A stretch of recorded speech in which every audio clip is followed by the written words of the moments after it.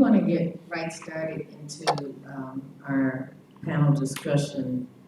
As you know, I was on that last panel, and we had a rich insight into the historical wounds of both the United States and Africa and the Caribbean. So now we want to go and move into the contemporary wounds that are now out there, the naming of them. And I believe once we name our wounds, that we can begin to, in some way, move forward toward the healing of those wounds as much as we can. But more than that, just move into some action to work toward that healing of all people, all our people. Amen?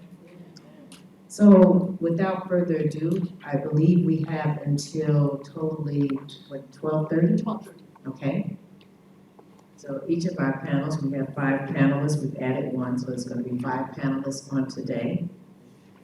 And each will give you 10 minutes or so. Hopefully we can get that in, okay? And my first panelist, you are is no stranger to you, Dr. Fulata Moyo. Okay, life, all right. From Switzerland, WCC Program Executive, Just Community of Women and Men, Circle of Concerned African Women Theologians and Scholarly Contributions to an Interest in Feminist Theology from an African Perspective, Gender Justice and Ethics of Care. So without further ado, Dr. Fulata. No, I think I'll go yes. Thank you so much, Kimberley. I want to name my wounds as contemporary wounds, wounds that I know from my own experience as a daughter of my mother and as myself. And I want to start by looking at 3 African sayings which really locate my naming. So they are sayings that most of you know already. The first one is, I am because you are. Since we are, therefore I am. Okay? So I tell and name my wounds with their coming from a context where I grew up, where I grew up knowing that I was interconnected and interdependent with the others, but also even with Mother Earth. That was the indigenous way of understanding. And the second one that I wanted to share was, if you want to go fast, go alone. If you want to go far, go together. This also locates the question of the importance of solidarity, working together, even when you are struggling with your wounds. And the third one that I wanted, that feminist scholars have taken it up, is an old Yoruba saying which says, until, it says lions, but I put lionesses, until lionesses can tell their story, the narrative about their hunt will always glorify the hunter. So unless you can tell your story, most of the times, if other people tell your story, they tell it according to their benefit, according to their perspective. So I will tell my story. I wanted to tell my story showing you the picture of my surprise grandson, who I just discovered. I'm a mother of 3 boys, so when they distribute their seats, sometimes you don't know.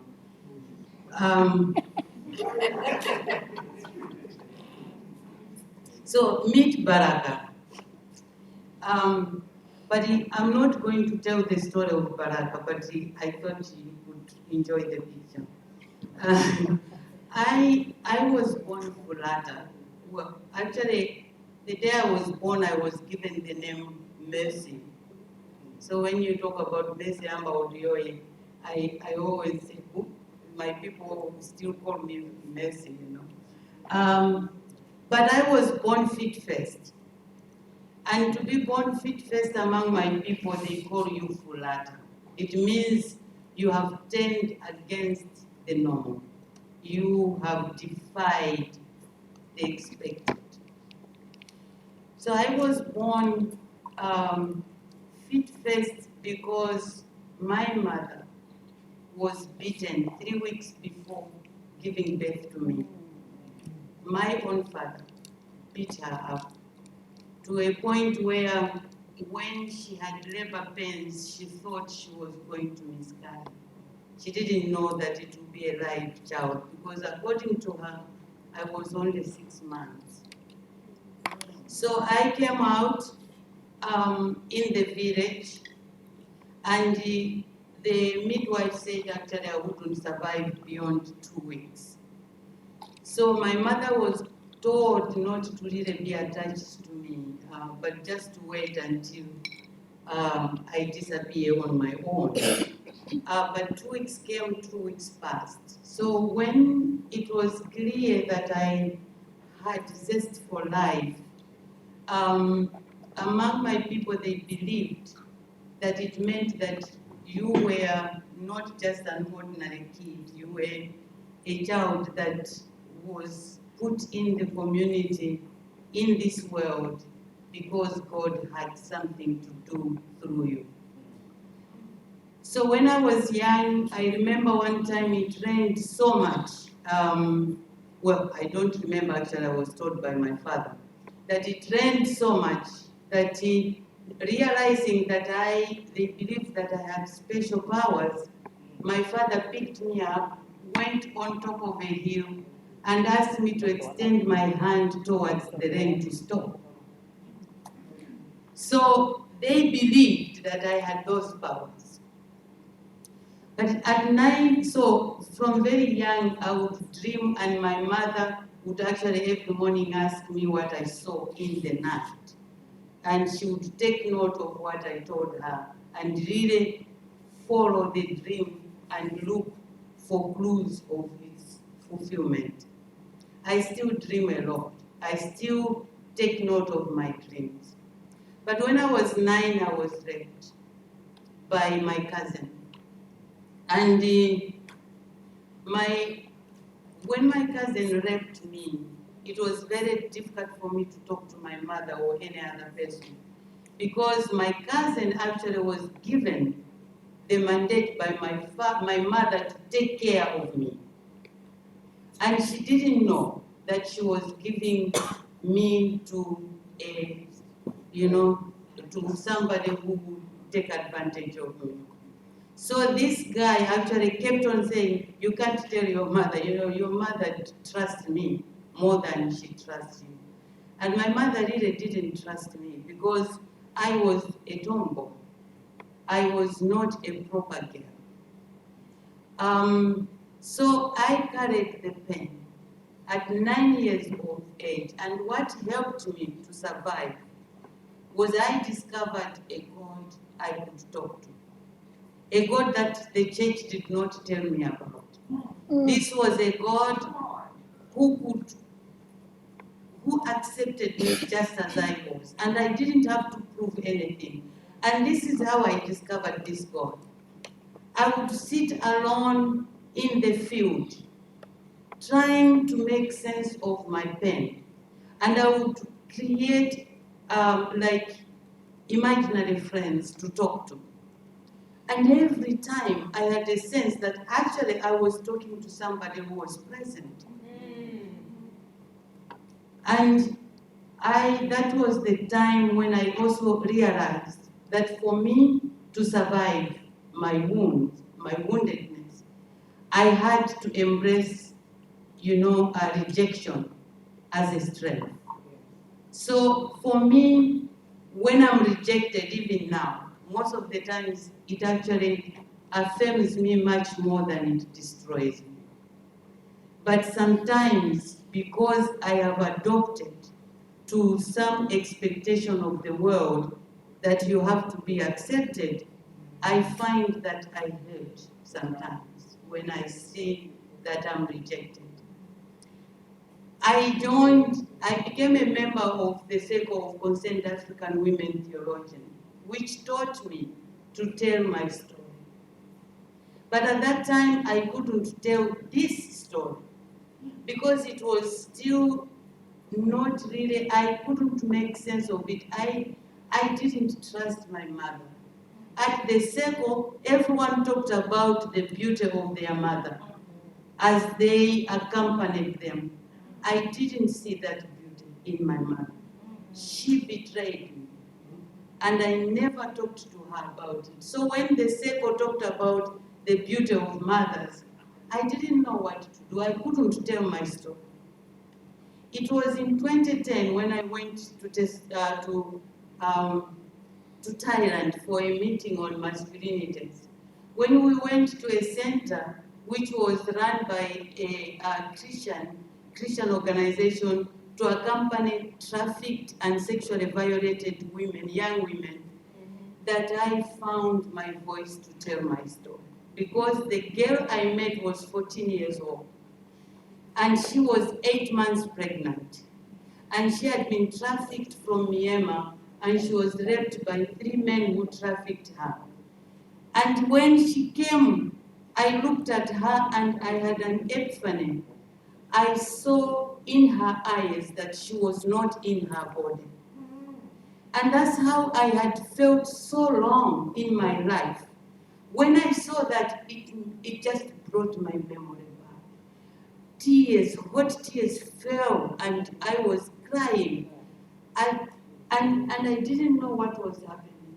When I asked the center manager what they were doing, she said, "Oh, you mean that girl? She's 14 years old, she was raped by 3 men, she's 8 months pregnant. We teach her biblical principles to forgive her offenders and to embrace her baby as a gift from God." I said, "Oh my God, did anybody even listen to this girl? Did anybody really know the woundedness that she was bearing within her body? How can Christian principles be given like chloroquine or camomile to people without, did anybody create a space for her to listen?" So when I continued on my journey, I want to finish, I realized that I had to find a way of creating space where stories like this could be told. So since that time, I've been telling my story, embracing my vulnerability as a way of creating a safe space for others to tell their story, so that together we can go far, that we can acknowledge that we are interconnected and interdependent, and healing can only come when we are there with each other. Thank you so much.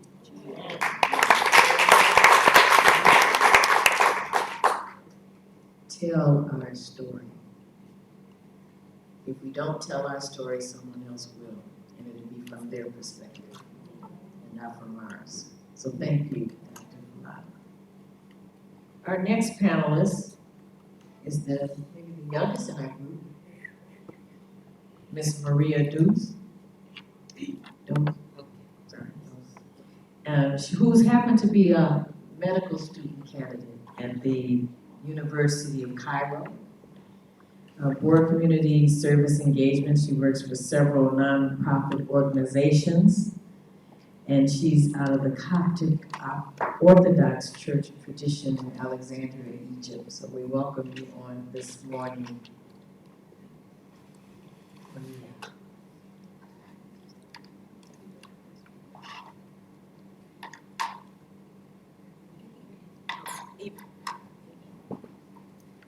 As we're waiting for her to computer. I like those three sayings that Dr. Fulata had, especially the Ubuntu. I am because we are. Just like we sang that song last night, right? We need each other to survive. And if you want to go fast, go alone. If you want to go further or far, go together. And we want to go far in this agenda that we're getting, putting together as PAWEEN. And the only way we're going to do that is to go together. So it might not be a fast journey, but it's one that we're developing and putting together as we're walking this together during these next few days. Are you ready?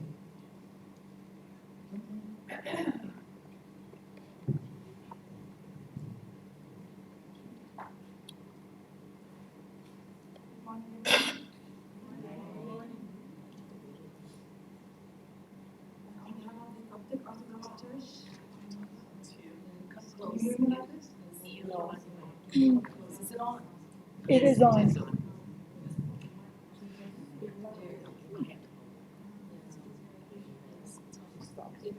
you hear me this way? That's better. I would like to thank you all on behalf of the Coptic Orthodox Church and both the lecturers and Bishop Dous for inviting me to this honorable event. It's an honor to be among you great people. When I was asked to contribute into this panel with the contemporary wounds of women in my homeland, Egypt, I thought that the Egyptian woman's story is much greater than to be limited in a few moments, but we can try and throw light on some injustices that fall on them in a few moments. I think we all agree that a deep root of injustice is gender inequality, right? And in Egypt, the gender disparities are really pronounced. Egypt ranks 130 out of 187 in terms of gender inequality. So we still have a lot of work to do concerning that. Despite all the improvements in the literacy rates and the enrollment rates, there still remains more to be done. But it's not just a bunch of numbers. I think it's a hand of pain reaching every girl each day in gender inequality. So we can start by talking about the female gender mutilation, and maybe my sister Landrau worked a lot in this field and she can tell us more about it. Of course, you all know how it defines. It's the cutting of the female genital parts for non-medical reasons, and it goes in many levels, from clitoridectomy to the removal of the labia minora to the infibulation, and all for non-medical reasons. How big is this problem? How do you think? Does anyone know the number?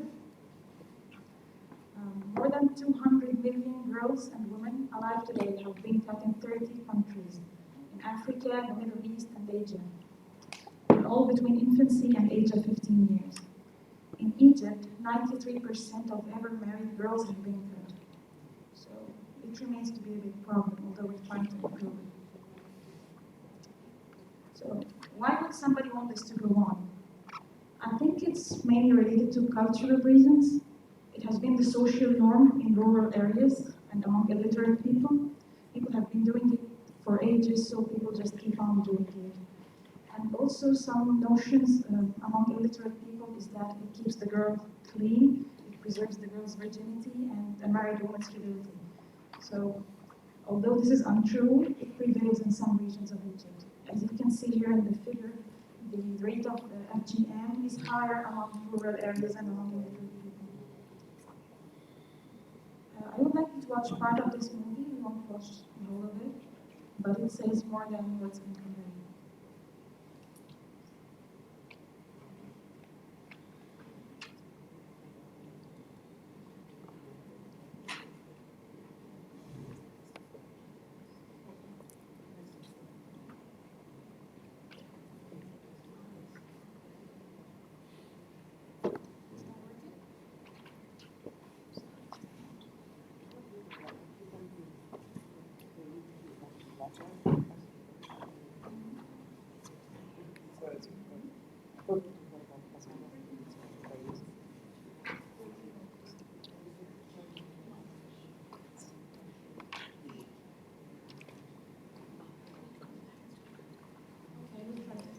come back to it. Fortunately, we're doing something positive about it. The Egyptian Center for Women's Rights approved the draft of law prohibiting FGM. It intensified the penalty on whoever does this act to reach imprisonment between 5 and 15 years. Because they consider it now as a felony, especially if it led to a permanent disability to the girl. And whoever escorts a girl to be a subject for FGM will receive between 1 year and 3 years of imprisonment. So hopefully this will lead to more positive aspects of FGM in the future. And the United Nations Funds for Protection and UNICEF have declared the 6th of February the International Day of Zero Tolerance for FGM. So since we all agree globally that FGM is kind of discrimination against women, by 2030 FGM must end. Hopefully we will reach this goal. And although I have not been personally encountered the FGM, I have not been through it, thank God, I have personally been through this. It's a very widespread problem in Egypt, this sexual harassment. Egypt ranks second in the world after Afghanistan in terms of this issue. So you can see it every day in every street. How big is this problem? It's even greater than the FGM. The UN Women's study proved that over 99% of Egyptian girls are sexually harassed each day, either verbally or physically. And according to the same study, over 80% of the females didn't even feel safe in the streets or the public transportation. You always have to have somebody with them in order to feel safe. But the bright side is people have gone from not talking about it to actually discussing it on social media pages and on TV. Women have started to speak more about their daily experiences. And the UN Women in 2012 launched the I Wish campaign. In Arabic it's called Nifsi.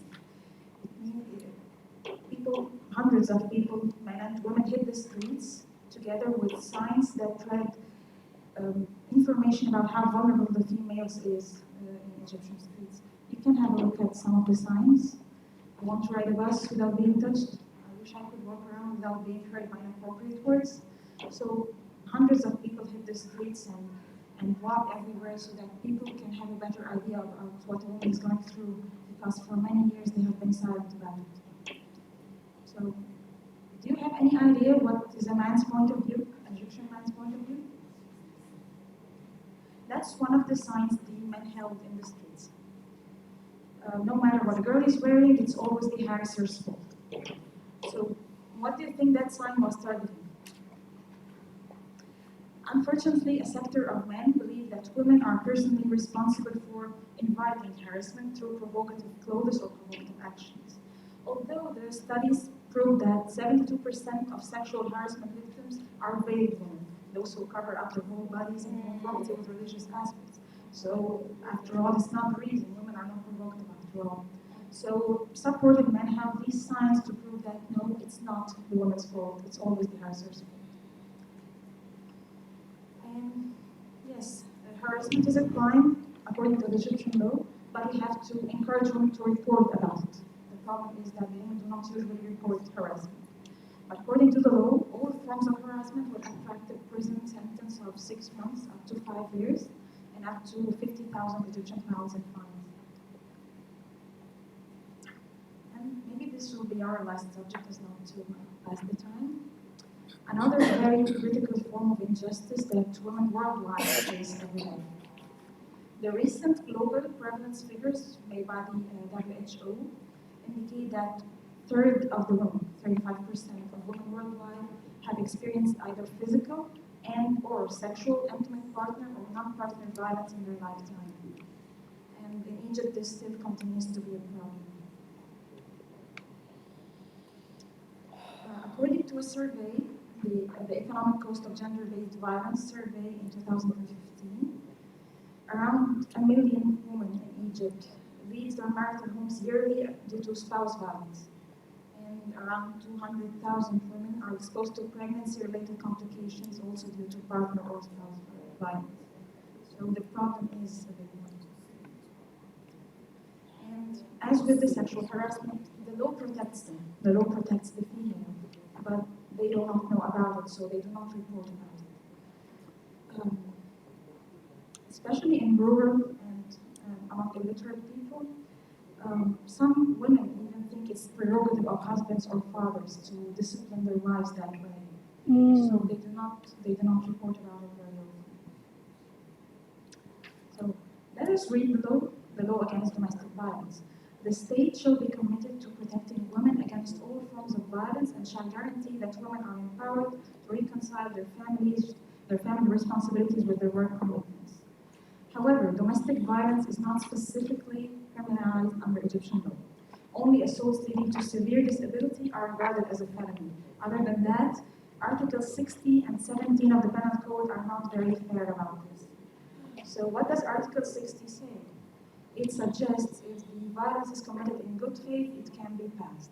It states that the Penal Code shall not apply to any deed committed in good faith pursuant to a right determined by virtue of Sharia law. Sharia law is the base of the legislation in Egypt. So some men use this article to get away with their deeds, to get away from receiving the penalty.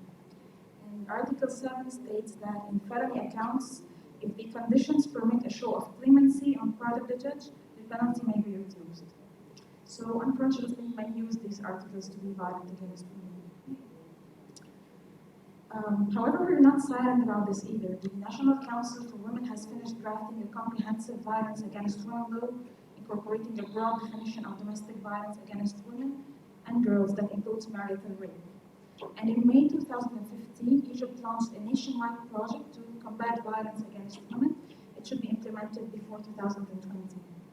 And the good news is some Arab countries such as Morocco and Jordan have already criminalized domestic violence. Amen. Sorry. No, it's okay. Well, okay. Yesterday we have had a good chance of throwing light on some positive aspects of the Egyptian women. Here they are. Each one of these has worked her life to provide a better future for her children and for her country. And although there are many injustices that fall upon these women, they have excelled in every field. And all of these are Christian women of faith, and they stand to be a light of the world, to make everyone know who are the children of Christ. And in every church, these are photos from my local church.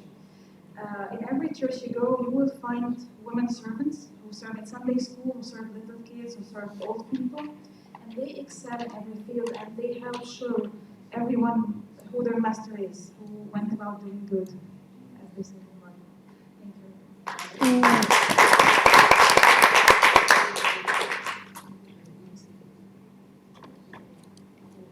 Thank you, Maria.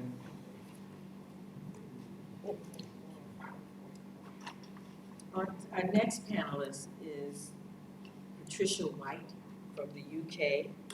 She's a trustee and executive for Churches Together in Britain and in Ireland, London, and a former moderator and executive committee member of the Commission of Churches for Migrants in Europe. So we welcome this morning to this table, Patricia White. Thank you. In sharing a contemporary, I suppose, sense history of my history, part of what it is to be a black woman in England.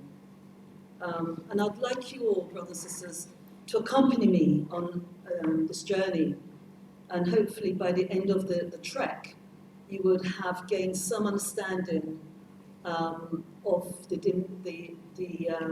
I suppose in a sense, the generational wounds as individuals I've carried along with very similar, I suppose, story with young people that grew up in England during the Windrush period. The journey of the Windrush, for those of you who are not familiar with some of our Black British history, were men and women who came over on the Empire Windrush ship from the Caribbean in the early 50s and 60s. It brought across, from my history, a load of Jamaicans who were looking for a better life in the UK, looking for a better life, partly because they were invited by the British government to give up what they knew back home, to come to England because the roads were paved with gold, etc., etc. You know the narrative. Needless to say, they all found out that wasn't the case. They were duped, they were lied to. I can't believe, anyway, that my mum and my dad, and funny enough, I never even asked them whether or not they actually literally believed the streets of London was paved with gold. I don't think they would have done so. I'd have told them off for that. So yes, for me, recognizing that my wound started at 9, when, or just before, 1 year, 8, when my mother left me behind in Jamaica to move across to England, saying that she wasn't gone too long, but she didn't say anything about me following. So a little 9-year-old at the time, being brought up by a so-called aunt, she looked after me well enough, but it wasn't the same.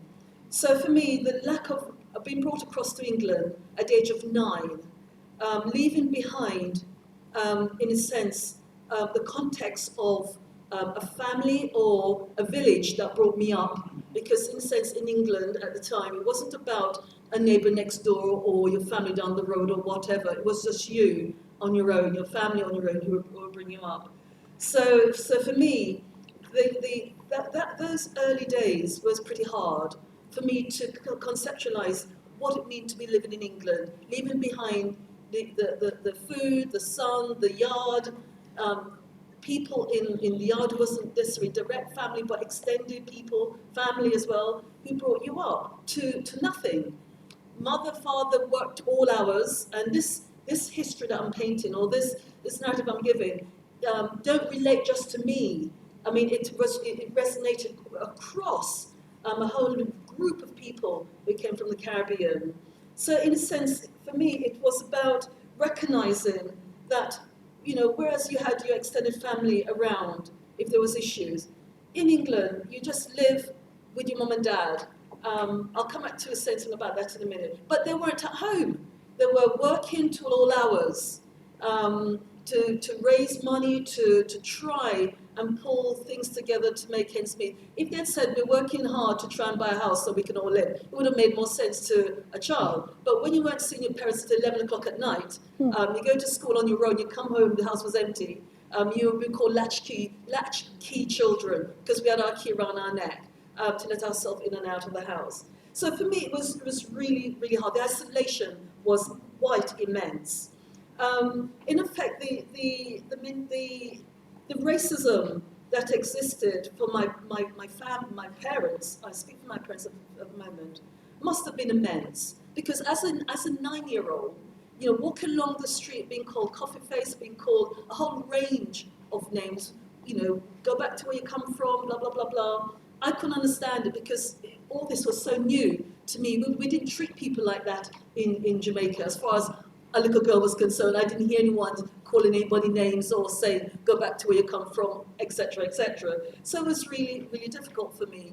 My very first experience as a 9-year-old, experiencing racism, but not able to pin that term on anything at that age, at 9, was going to church. I went to a Catholic church when I was left by my mum. I'm using that, was left by my mum. And therefore, when I came to England, I was told there was a Catholic church down the road. Having started school, so I talked to some of the white kids and thought, okay, they may well be friends eventually. Arrived at church on Sunday morning, saw them in a pew. There was the row, apart from 2 adults and the children, the row was empty. I then tried to gain entrance to that pew to sit down, and the adults would not let me in. I'm a little 9-year-old. They would not let me into the pew to sit down. And the children didn't even, they didn't recognize me. They did, but for that period, I didn't exist. And I thought, what's this? And for me, something was hurting inside, but not, as I said, at the time, recognizing what it was. A name wasn't placed on it. And I just went and sat in another place. Just to say that was the last time I actually walked into that church. So for me, recognizing that that story wasn't just a story pertaining to me, and later on recognizing it was something that radiated right across our black community, or folks within our black community. Needless to say that for black people arriving in the UK, a whole range of things was problematic. Accommodation, work. They were promised work, remember? They were promised accommodation. If you went on you Google Empire Windrush, you'll see the boat arriving at Tilbury, and later on you'll see men being housed in tents on a park called Clapham Common, where there was an underground, one of the deepest underground stations. They were actually housed in the underground station and housed in tents. They were promised accommodation.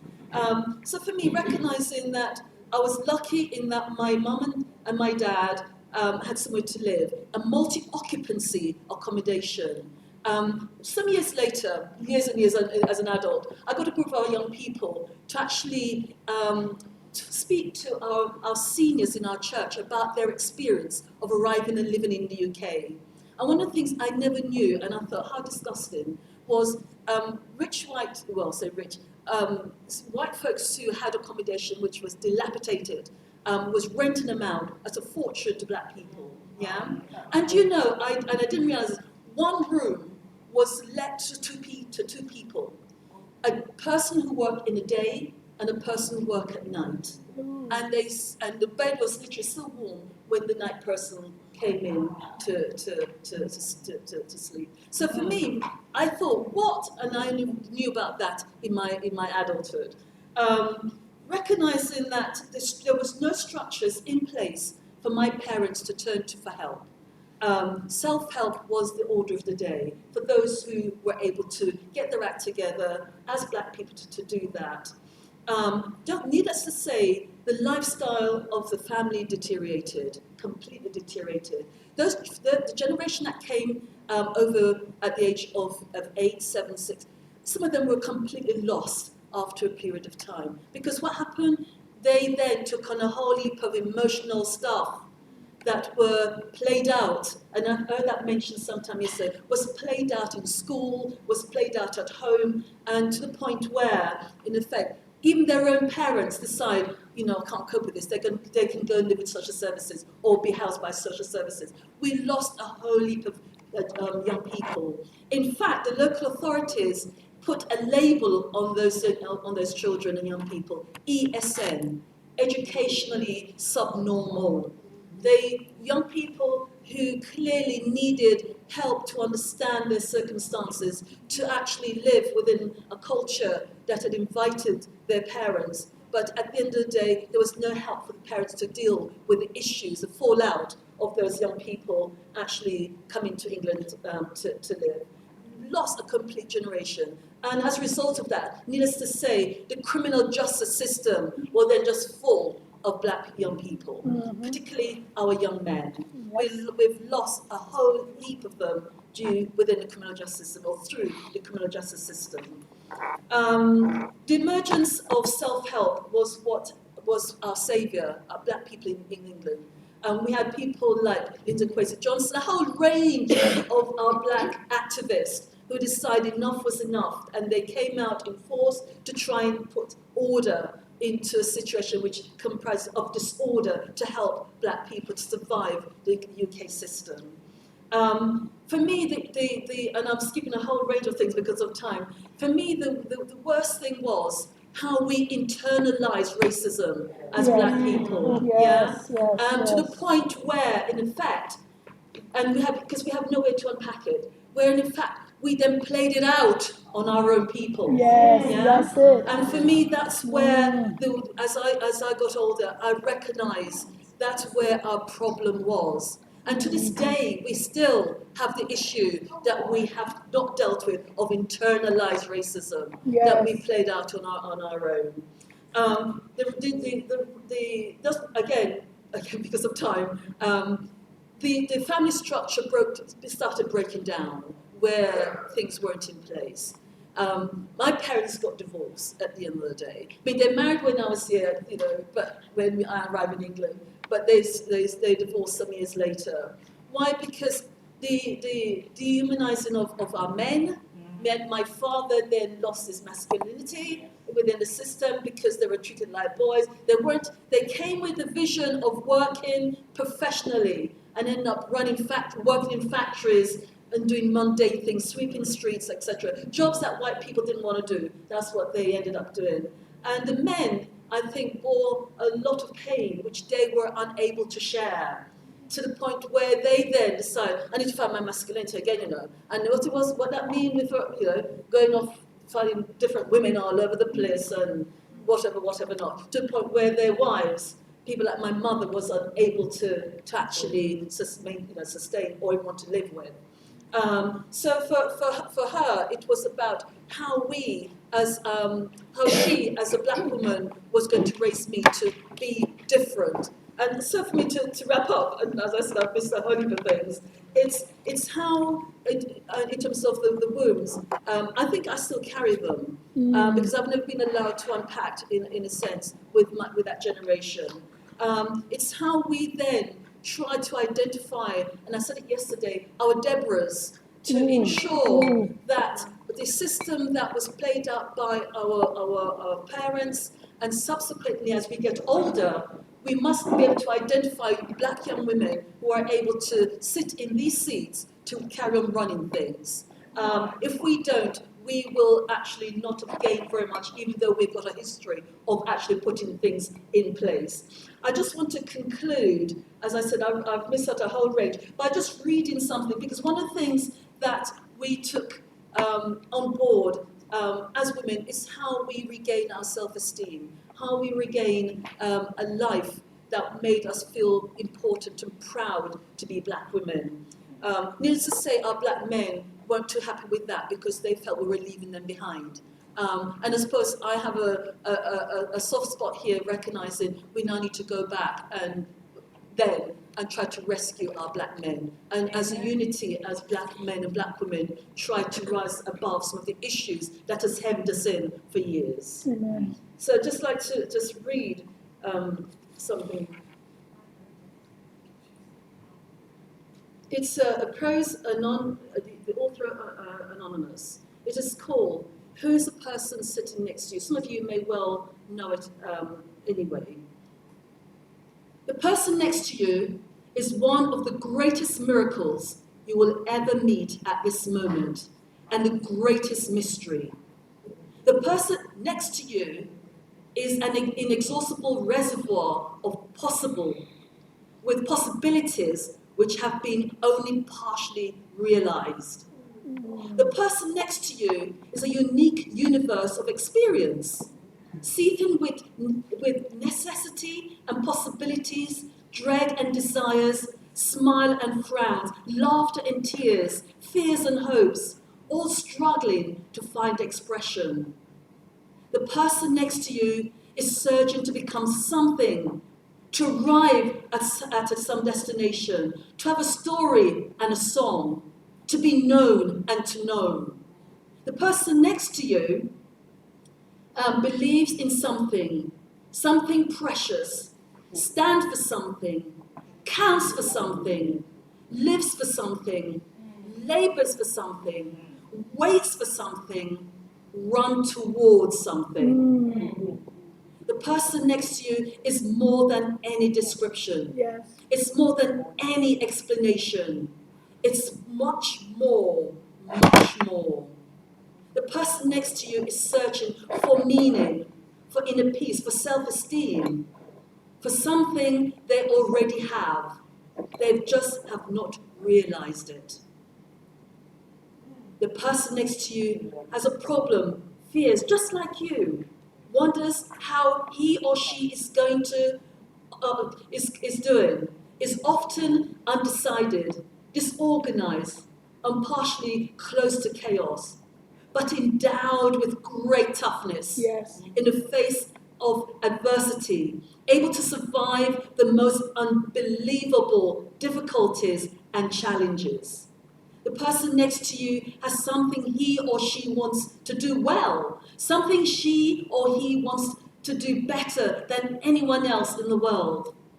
Have strength that they not even recognize, needs to talk to you about their abilities, needs you to listen. But do they dare speak them to you? The person next to you needs a friend, wants to be a friend, wants to comfort you, can care for you, can understand you, can love you. The person next to you is a special human being, and so are you. You will want to get to know the person next to you. Amen.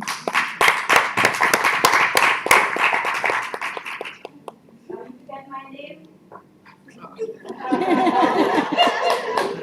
forget your name, my dear. Don't forget your name. Can you switch with this camera? Thank you, Linda. Say we don't know. We do not know the person next to us and the things that they're going through, things they've been through. Our next panelist, Christine Benoit. She's from, is it Island of Seychelles?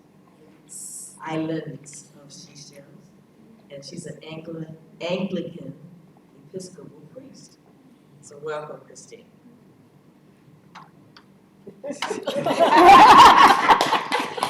So make sure she get her name in there. Hello, everyone. I'm Christine from the wonderful islands of the Seychelles. With 115 islands. I come from the main island, which is Mahi. And as a parish priest, the first female priest in Seychelles. And in the province of the Indian Ocean, I'm responsible for the south and west of the island, Mahi, the main island. Tomorrow I'll tell you what Seychelles is like. But for now, with regards to my journey, it's a little bit painful, but God's willing, it will all go well. When we talk about wounds and the struggle, as a female, it's not easy. As you look at me, you see I'm small, and compete with Fatima, of course, but it's a blessing. Yet, even if you're mature, you're small, there are times people don't look up to you for who you really are. Just like the poem that our sister just read, the person next to you. You never know the struggle and the pain. Being in the Diocese of Seychelles, where lots of women are involved in the life of the church, I grew up in a church-going family. I'm the eldest in the family of 4 children. We are two girls and 2 boys. And when I felt that the Lord was calling me to ministry, the diocese did not accept because I'm female. The province didn't accept because I'm female. So it's just like being female, you have to prove yourself in everything. You have to prove. And I didn't struggle much in proving because I have a group of boys, because I hang out with lots of boys these days, still do. And we did courses, local courses and everything together, and I always end up being the brightest among them. Not that I'm proud of it, but I think the Lord was trying to prove that there's a possibility. It was in 1999, Father's Day, 3rd Sunday in June, that after so many years of asking the bishop that I may go for theological studies or to do ministry, it's on that Sunday that the proof came. Because there was no priest to lead the service, and I was brought up in the cathedral parish in town, and being just a lay person, I led the servers, the altar girls, the boys. I sang in the choir, although I don't have this sweet, loving voice to sing. I was a lay preacher, but I was not a lay minister. I was not taught how to lead worship, but I knew how to by just observing. So on that Sunday, I took service and asked the church warden to go and get a priest from somewhere else within the island, the main island.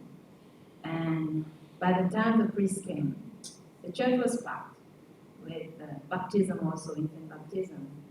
And there was one female, Dr. Stella from WHO, who was in church, that after the service challenged the bishop to say, "What are you waiting for? Why don't you send her for studies? She has all the possibilities. She's there right in front of you." And quite a number of people made comment with regards to my taking that service. That was the opening. I went for studies, I went to South Africa.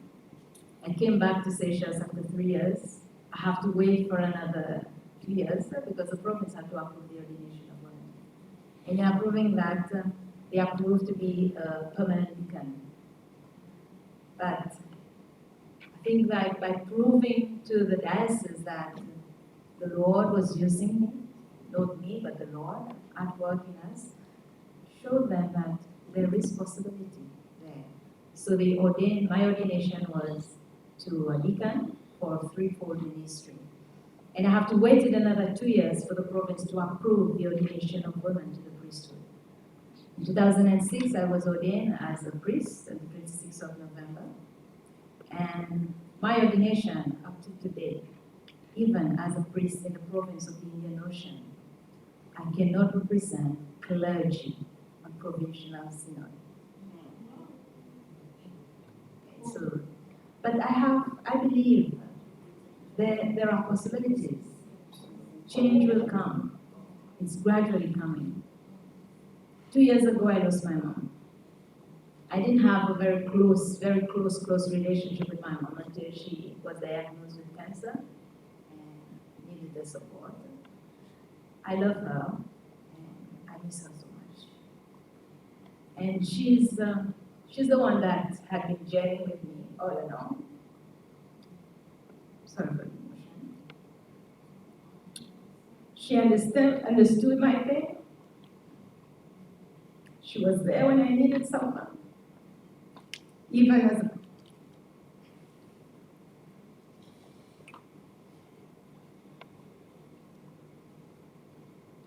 a parish priest.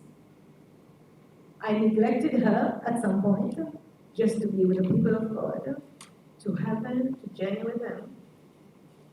And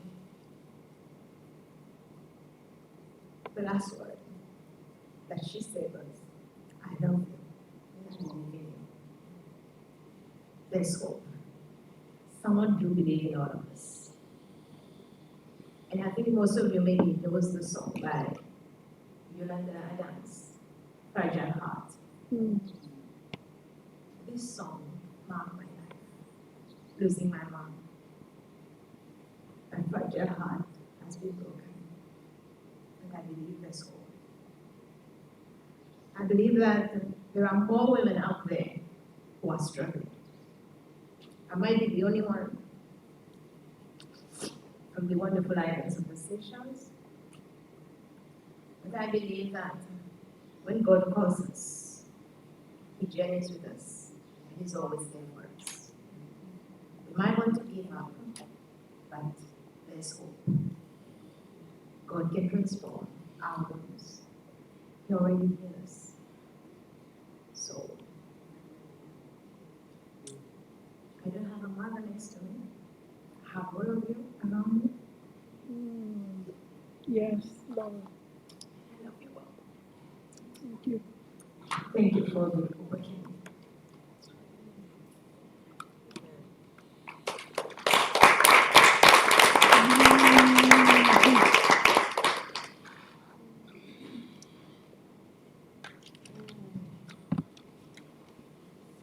It's okay to be vulnerable and transparent.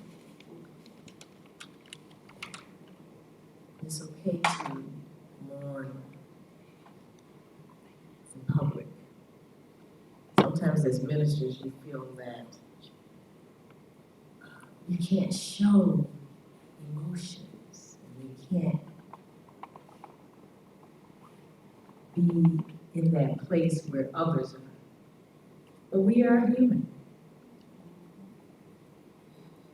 And it's okay.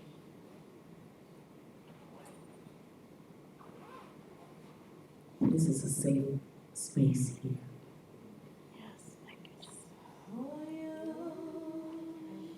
I am praying for you.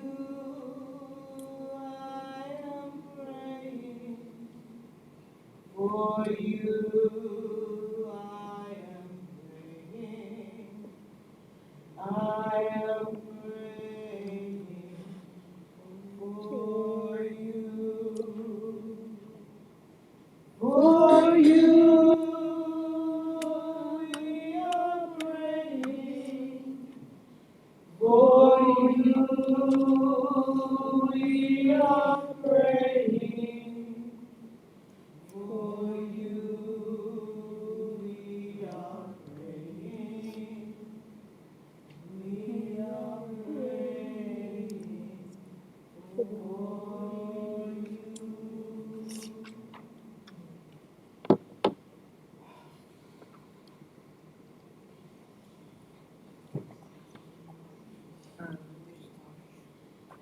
Our last presenter, last but not least,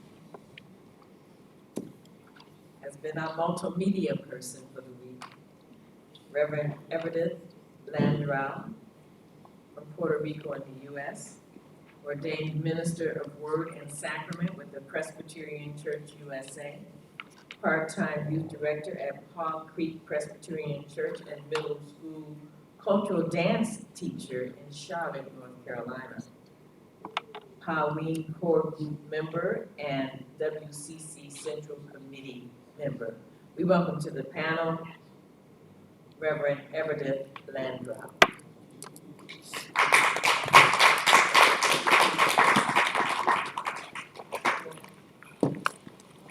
18, 19, 20.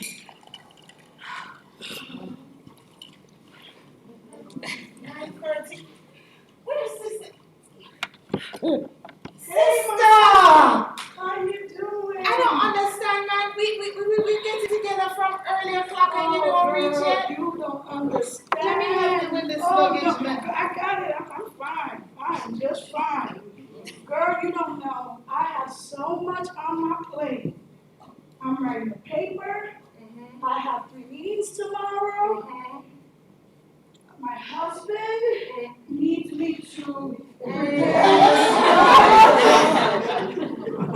I have so much to do, girl, you don't even know. Sis, I tell you last week and I tell you again, you need to take it easy. You don't understand.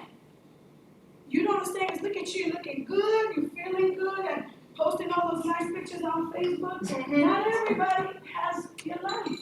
You don't understand all the pressure I have to go through. Do you know who I am? No. Tell me.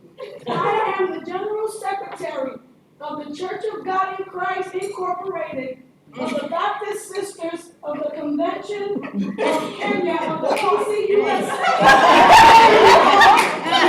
the Saints of Jamaica, Incorporated, Baptist. You left out the mango tree, but yeah. Yeah, you left out the mango tree. And girl, you don't understand.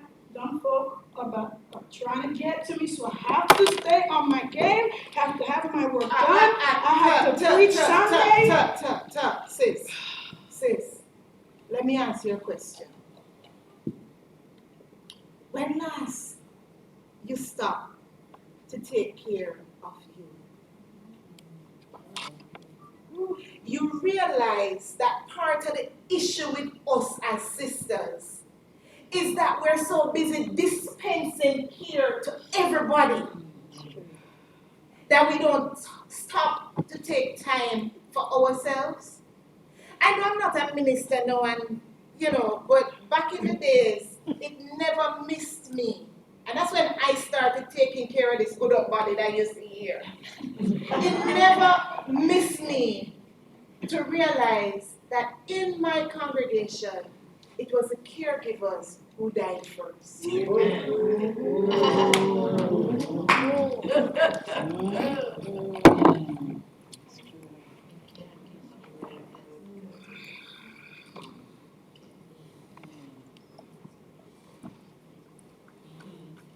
Let's give my sister a hand.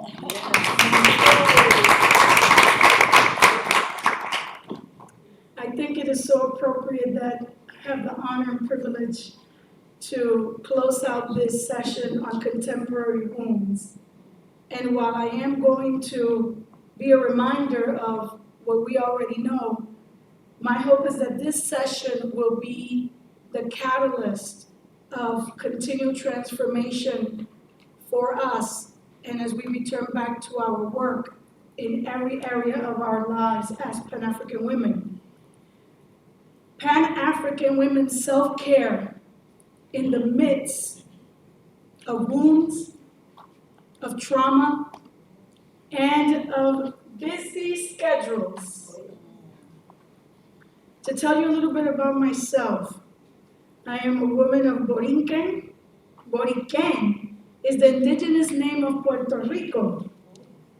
I consider myself an African, Taino, or Arawak woman of Borinquen. Borinquen is the place that had the encounter that I believe set the world in motion that we live today.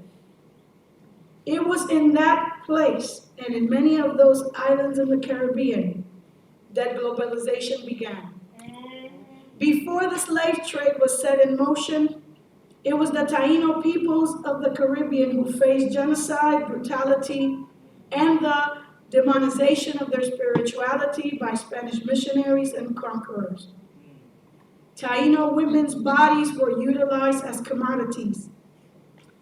It was in fact Christopher Columbus who set in motion one of the first human trafficking rings of Taino girls, as young as 9 years old. Borinquen, Puerto Rico remains, should I say a colony? Let me use the proper term, a commonwealth of the United States. Until this day, the Boricua people continue to suffer of the wounds that were so eloquently presented by our previous panelists, and I don't have to go back into it. I submit to you, my sisters and brothers, that brown, black, and I say this word respectfully because in my culture we have redeemed it, mulattic brown bodies of women suffer disproportionately in Puerto Rico, in the Caribbean, and everywhere for that matter. Two sociologists that I've read recently say, and I quote, "Today, women of color on average receive the lowest wages, hold the worst jobs, and are more likely to be unemployed. They have the highest rates of infant mortality and births out of wedlock. They are also more likely to live in poverty and to be single mothers than their white counterparts. Women of color are subordinated in this way because patterns of hierarchy, domination, and oppression based on race, class, gender, and sexual orientation are built into the structure of our society." One of my favorite researchers, who is one of the most powerful voices in what we know now as neuroplasticity or positive psychology, wrote a fascinating book that I recommend everyone here should read, called "The Body Keeps the Score." The body keeps the score. And he says, and I quote, "The trauma caused by childhood neglect, sexual or domestic abuse, and war wreaks havoc in our bodies. His 30 years of experience in the context of the US at least, he says that in the West, he considers that trauma is one of the most urgent public health issues. The list of the effects are long: mental and physical health, unemployment, education, crime, relationships, domestic, family abuse, and etc. He says we all want to live in a world that is safe, manageable, predictable, and victims remind us that this is not always the case. Therefore, when no one wants to hear about a person's trauma, it finds a way to manifest in their bodies. All of us, as Pan-African women, have faced trauma. Let me recall to us the collective memory, which has already, as I said, been so well spoken. I'm going to place this map in the back, and my sister Evie, who recalled the big elephant in the room, it is here. This map very beautifully describes the numbers of the more than 10 million African bodies that were transported through the slave trade, and approximately the different numbers that were dropped off in our different continents and islands. So I will leave this for your viewing a little later on. Can you imagine those bodies in those ships? Can you imagine those pregnant bodies being transported? Can we once again, painfully recall families being separated, even as today many immigrant families are being separated in the United States? Two examples of contemporary wounds that really are concerning me, especially amongst activist women and leaders, are the high rates of obesity and diabetes in our communities, which reflect a bundle of medical, health behavior, mental health, community resources, and lack of access to health care. The sad reality is that the health outcomes are worst for women of color, even if they are in the highest class of society compared to any other group. So a white woman living in a trailer park in the US has better health outcomes than a PhD educated woman making six figures in any part of the United States. Another critical concern. A recent study found that women of color in America die from cervical cancer at more than twice the rate of white women in America. In fact, they are dying at rates comparable to those in much poorer developing countries. Cervical cancer, as we know, is a preventable disease. So why is this happening? We know that there are many complicated reasons.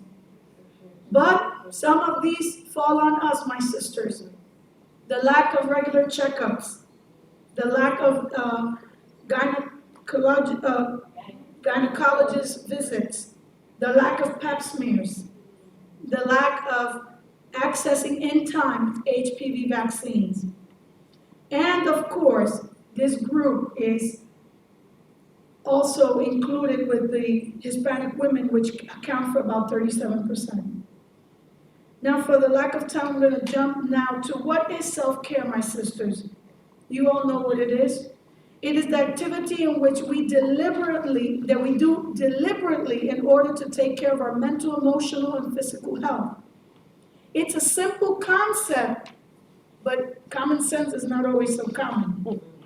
Good self-care is the key, I believe, to give us sustainability as Pan-African women in the movement. A biblical example that we have is the famous story of Martha and Mary. Many of us as preachers and teachers, we miss the self-care aspect of this story. I believe that as Mary sat at the feet of Jesus, it was not only an act of worship and of listening to the teacher, but it was also an act of self-care. And Jesus said, Mary has chosen the better part, which will not be taken away from her. In the Message, Jesus also is quoted as saying, the Message version, are you tired, worn out, burned out on the religion? Come to me. Get away with me and you'll recover your life. I'll show you how to take a real rest. Walk with me and work with me. Watch how I do it. Learn the unforced rhythms of grace. I won't lay anything heavy or ill-fitting on you. Keep company with me, and you'll learn to live freely and lightly. In conclusion, my sisters, Pan-African women of faith, my question to you is, if you do not take care of your temple, who will?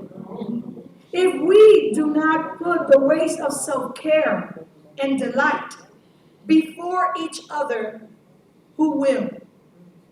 And as a reminder of that, I've given each of you, including my brothers, because this counts for our brothers in ministry as well, a survey. I have more copies you can take with you.